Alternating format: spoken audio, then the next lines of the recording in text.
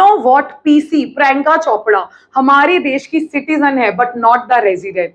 और on the other hand Alia Bhatt हमारे यहाँ पे रेजिडेंट है बट उसके पास ब्रिटिश सिटीजनशिप है, राइट। सो जानते हैं ये रेजिडेंट और सिटीजनशिप का कॉन्सेप्ट। सो रेजिडेंट कौन होता है? जो हमारी देश में 1 साल या उससे ज्यादा रह रहा हो और उसकी सारी इकोनॉमिक एक्टिविटीज, इकोनॉमिक इंटरेस्ट उसी देश में लाई कर रहे हो।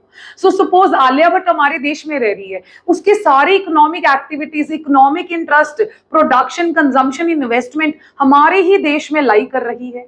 सो उसको हम कहेंगे हमारे देश का नॉर्मल रेजिडेंट। ठीक है जी।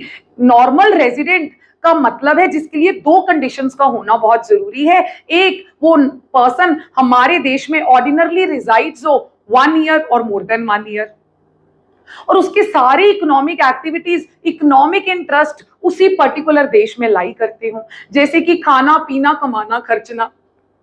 ठीक है। सो उसको हम रेजिडेंट कहते हैं। ये एक इकोनॉमिक कॉन्सेप्ट है। On the other hand citizenship is a legal concept. Citizen हम लॉ के द्वारा ले भी सकते हैं। ठीक है जी। सिटीजनशिप डुअल हो सकती है बट रेजिडेंटशिप डुअल नहीं हो सकती है। हाँ, तो ये आपको डिफरेंस भी क्लियर हो गया और नॉर्मल रेजिडेंट का मीनिंग भी क्लियर हुआ।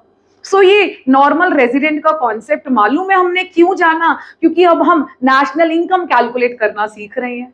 नेशनल इनकम के केस में हम नॉर्मल रेजिडेंट की इनकम को ही इंक्लूड करते हैं। Hope so this is clear to you. Really thank you.